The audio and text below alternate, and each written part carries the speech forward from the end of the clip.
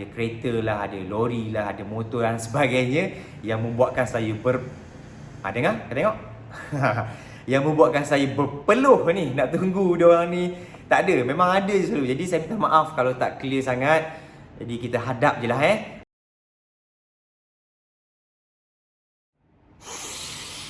Assalamualaikum, apa khabar semua?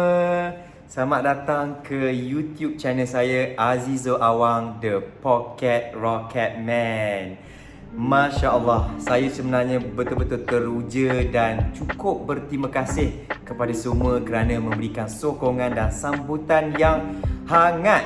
Ya, saya sendiri actually sangat terkejut apabila baru saja mengetahui yang YouTube channel saya ni dah melebihi 100,000 subscriber. Masya Allah, saya sungguh tak sangka dan saya ingin mengambil kesempatan ini untuk mengucapkan ribuan terima kasih kepada anda semua. Jadi kalau ada apa-apa kesilapan daripada saya, kekurangan daripada saya ingin mohon maaf dan insya-Allah saya akan buat yang terbaik untuk anda semua.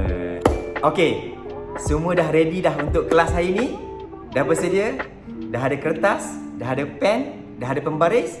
Alright, hari ini saya akan membawa anda bersama-sama untuk mengenali serba sedikit tentang velodrome. Okey, di tengah tu kita panggil center of the velodrome. So biasanya center of the velodrome ni kedudukan dia sama ada di bawah sedikit daripada velodrome tu ataupun kadang-kadang boleh juga dia sama rata dengan velodrome tu lah. Selepas center of velodrome, kita ada dipanggil apron. Apron itu adalah satu ruangan yang permukaan dia flat surface. Kalau korang tengok dalam video perlumbaan tu, bila kita pelumba-pelumba semua masuk, daripada selepas mereka buat drawing sebagainya, dia akan naik tangga dan mereka masuk. Ada pintu buka dan mereka masuk ke dalam tu, di mana pelumba akan jurulatih mereka akan memegang basikal dan mereka akan naik. Okey, di ruangan itu, satu ruangan yang agak besar, itu kita panggil apron. Dan di apron ni, pelumba-pelumba tak boleh kayuh laju lah, sebab dia flat surface. Kalau kita kayuh laju, nanti di selekoh tu, of course, tayar akan buang dan kita akan bahang tanah. Okey. Biasanya ruangan apron ni kita gunakan untuk memperlahankan kayuhan. Selepas kita berkayuh di atas, kita turun ke bawah untuk memperlahankan kelajuan, ya. Bicycle track ni kita tak ada brake. Jangan buat terkejut. Memang bicycle track memang tak ada brake. Okey. Jadi apron adalah ruangan yang pertama. Okay. Most of the time apron ini adalah konkrit. Okey. Memang keras lah. Kalau jatuh kat situ memang na'udzubillah, kita tak nak. Jadi kita nak elakkan jatuh di kawasan apron ni lah. Sebab tu kita tak ada kayuh laju kat situ. Okey. Dan bersebelahan ataupun selepas apron ni kita ada satu area kita panggil Côte d'Azur. Côte d'Azur. Okey. Côte d'Azur itu adalah berasal daripada perkataan Perancis, France. Jadi sebab tu ejaan dia agak pelik sikit. Bukan Côte d'Azur, bukan Côte d'Azur. Côte d'Azur itu sebutan dia. Jadi Côte d'Azur ini adalah biasanya memang diwarnakan, okey, ataupun dicat dengan color biru, sama ada biru muda ke, biru tua ke, biru tak berapa nak muda nak tua ke. So biasanya dia akan color biru. Okey, color biru. Ruangan Côte d'Azur ini fungsi dia pun sama sedikit seperti apron ni, di mana kita akan gunakan untuk memperlahankan kayuhan after kita buat effort ke ataupun lepas race to finish ke. Jadi biasanya pelumba akan berkayuh di Côte d'Azur ni dulu, memperlahankan kayuhan dan dia akan masuk ke apron. Dan di Côte d'Azur ni juga pihak pengadil ataupun komisar akan meletakkan sponge untuk acara-acara ujian masa ataupun time trialing, sama ada acara individual pursuit ataupun team pursuit ataupun juga acara 1 km. Jadi mereka akan letak sponge yang panjang melintang di setiap penjuru Côte d'Azur ni. Lebih kurang jarak dia mungkin ada yang letak 15 meter or every 20 meter dia akan letak, supaya ketika perlombaan pelumba tidak akan memasuki ruangan Côte d'Azur ini. Kenapa? Kerana dia macam shortcut lah kalau kita masuk ke Côte d'Azur ni. Contohnya bila pelumba masuk bawah tu, distance dia akan makin dekat ataupun makin pendek lah kat dalam tu. Dan juga Côte d'Azur ini juga boleh membahayakan pelumba juga kalau kita berkayuh laju di selekoh, kerana kod Daziwa ini surface dia flat saja, dia memang flat keseluruhan. Apabila kita laju, terutamanya sebelum memasuki selekoh ataupun di selekoh tu sendiri, pelumba biasanya tayar akan buang dan akan pahan tanah. Jadi kita nak elakkan semua tu. Selepas kod Daziwa, kita akan memasuki ruangan velodrome yang warna dia kayu. Memang kayu, memang tidak diwarnakan, kan? Betul, ingat kan? Kod Daziwa color dia biru semua, dan kita masuk ruangan yang memang nampak color dia semua kayu. Di ruangan itulah dia ada color-color yang berbeza. Siapa hari ni yang dah buat ulang kaji sebelum datang ke kelas saya ni? Tolong bagi jawapan, apakah urutan warna line-line di atas permukaan velodrome ni? Siapa boleh jawab? Okey, cik adik yang tudung kala kuning tu boleh jawab? Bangun. Ya, betul. Garisan pertama adalah garisan yang berwarna hitam. Garisan yang kedua adalah garisan yang berwarna merah. Dan garisan yang terakhir sekali yang berada paling atas yang berwarna biru. Bagus, saya suka pelajar saya yang buat ulang kaji sebelum datang ke kelas. Okey, jadi lagi mudah untuk faham dan untuk masuk informasi-informasi yang saya sampaikan.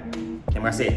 Okey, duduk. Line hitam ni pada kebiasaan dia, jarak dia adalah lebih kurang plus minus 20 cm daripada kod Daziwa. So lepas kod Daziwa tu, lebih kurang dalam 20 plus minus cm akan bermula line hitam ni. Line hitam inilah ukuran sebenar diameter ataupun pusingan sesebuah velodrome tersebut. Jadi kalau kita pergi ke mana-mana velodrome, line hitam ini adalah gold standard untuk ukuran velodrome tersebut. Ukuran untuk Indoor Wooden International Velodrome adalah 250 meter satu pusingan. Jadi apabila kita berkayuh di line hitam tu, ia akan memberikan kita sejauh 250 meter. Selepas line hitam ni, kita akan ada line yang seterusnya, iaitu red line. Red line ni jarak dia akan lebih jauh sedikit daripada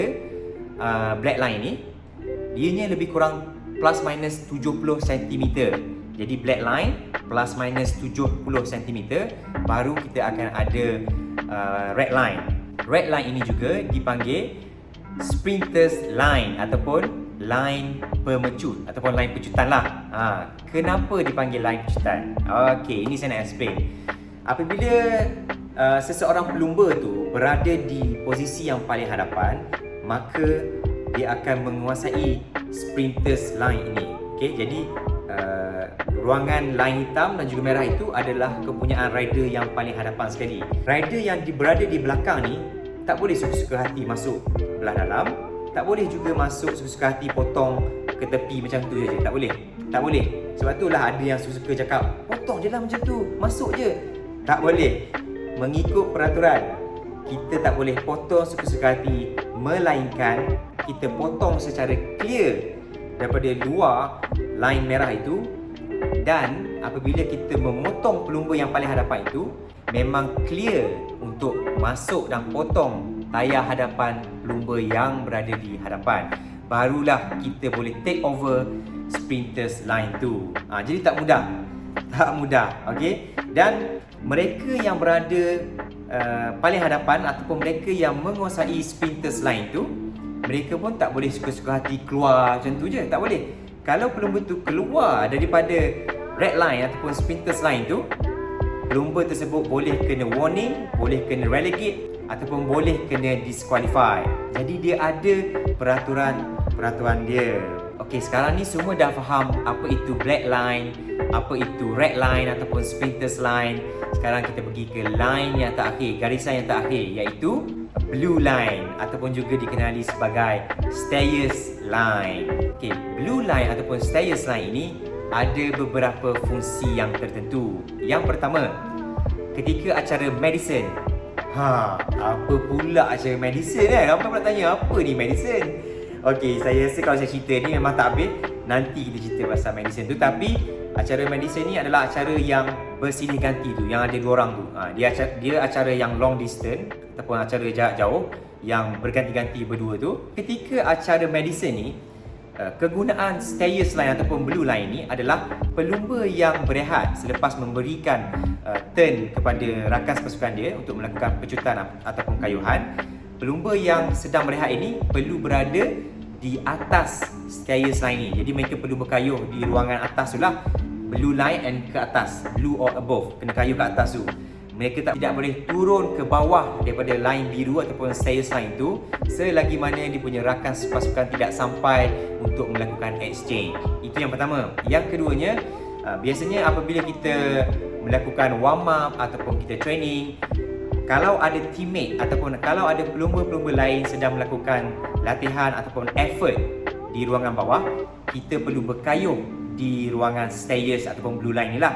Kita kena kayuh di atas kerana di atas ini dia selamatlah, tidak memberikan ancaman ataupun membahayakan keselamatan pelumba-pelumba yang lain. Biasanya pelumba-pelumba yang melakukan effort ataupun latihan dalam track ni memang semua laju-laju. Tak kira lah acara sprint ke ataupun acara long distance ke, memang kayuhan dia eksplosif dan laju, dan kita tak naklah berada di ruangan bawah yang boleh menyebabkan aksiden, kecederaan dan juga bahan tanah. Jadi saya rasa semua dah faham line-line dan juga fungsi-fungsi dan nama-nama di dalam velodrome ni, dan saya harap selepas ini korang akan lebih faham acara track cycling dan juga korang tak adalah membuat andaian-andaian tersendiri. Kita sebagai track cyclist ni ada peraturan-peraturan yang perlu kita ikuti dan fahami.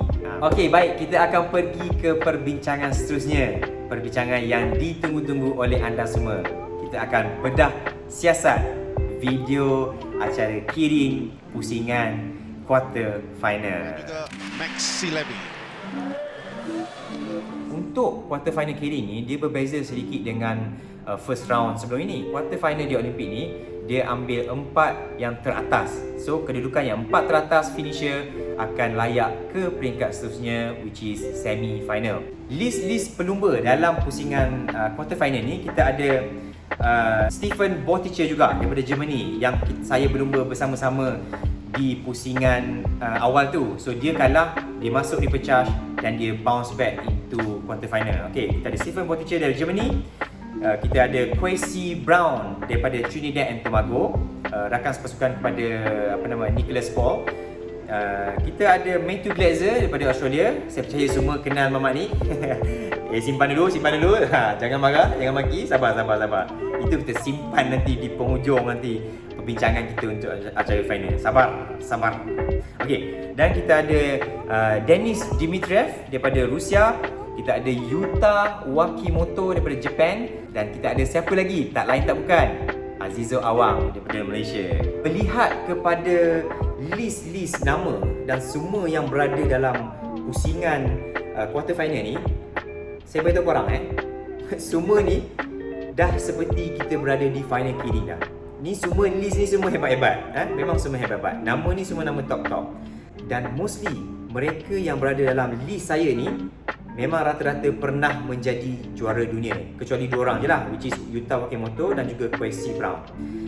Denis Dimitriev daripada Rusia memang one of the best sprinter daripada Russia. Dia memang the best lah, dan dia juga antara yang paling senior dalam track cycling dan juga mempunyai pengalaman yang amat meluas dalam acara sprint, dan dia juga in the very good shape.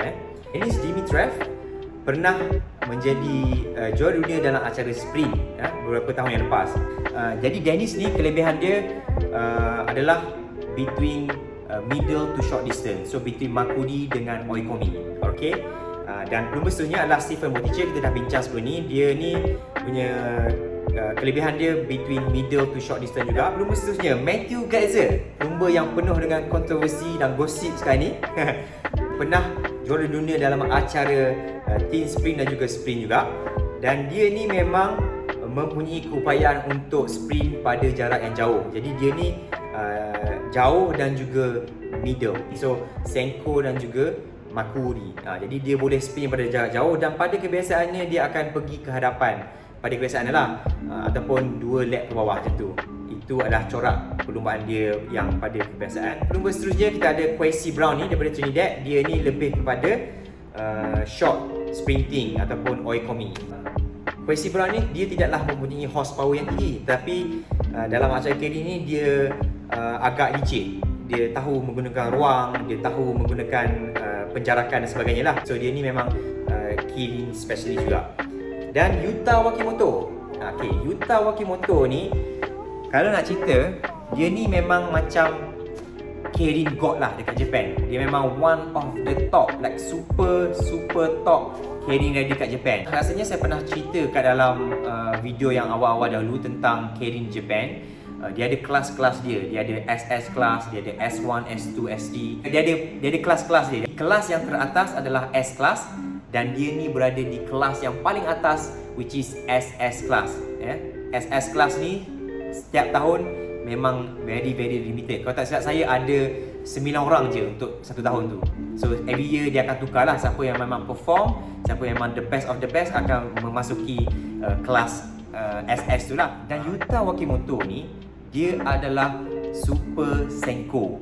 Dia memang suka pergi awal. Memang itu corak perlumbaan dia. So biasanya dia memang akan pergi awal, seawal 3 pusingan ke ataupun 2.5 ke ataupun paling dekat 2 pusingan, memasuki 2 pusingan. Dia akan membuat kejutan dia full gas seawal yang mungkin kerana dia adalah senko type of rider ataupun pelumba pecu jarak jauh. So sekarang kita sudah faham kelebihan pesaing kita. Jadi kita pergi ke fokus seterusnya, iaitu apa yang berlaku ketika perlumbaan. Sekarang kita memasuki ke pusingan yang ketiga dan saya terpaksa mengorak langkah dengan lebih awal kerana draw saya yang agak tercorok ke belakang. Saya nampak ada permukaan di situ, saya masuk dengan selamat. Akan tetapi saya tidak merasa selesa kerana saya dapat rasakan aura kesyaitanan daripada belakang. Jadi saya terus ke hadapan dan seperti yang saya beritahu, Yuta Wakimoto akan cuba untuk ke hadapan dengan lebih awal. Saya terus ke hadapan dan jika dapat dilihat, di sini saya telah accelerate untuk merampas kedudukan yang paling hadapan kerana saya tahu Yuta Wakimoto akan terus ke hadapan saya dan saya boleh parking belakang beliau untuk menjimatkan tenaga saya. Tengok, di sini saya begitu selesa, saya cuba relaxkan diri dan saya hanya cruising sahaja. Paling penting ketika ini kita tidak terhimpit di belah dalam maupun luar, dan di sini saya menoleh ke belah luar untuk lihat ada siapa yang datang dan belum ada sesiapa yang datang. Di sini saya keluar secara perlahan untuk memastikan saya tidak terhimpit di belah dalam dan saya menamatkan perlumbaan di tempat kedua. Cukup untuk melayakkan diri ke pusingan seterusnya, iaitu pusingan semifinal. Jom kita tengok playback slow motion.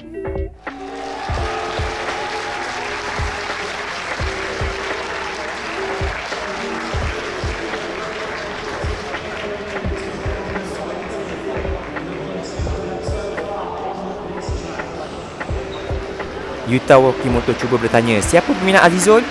Saya. Ramai tu. Saya pun. Okey, saya harap dengan penjelasan saya berkenaan dengan ilmu pengetahuan tentang velodrome tadi, line-line dan juga beberapa bahagian di velodrome tu, dan juga kita bedah siasat bersama-sama tentang perlumbaan quarter final ni telah memberikan banyak pengetahuan, knowledge dan juga benda-benda yang kemungkinan sebelum ni anda semua tak tahu. Jadi saya rasa cukup setakat itu saja untuk hari ini.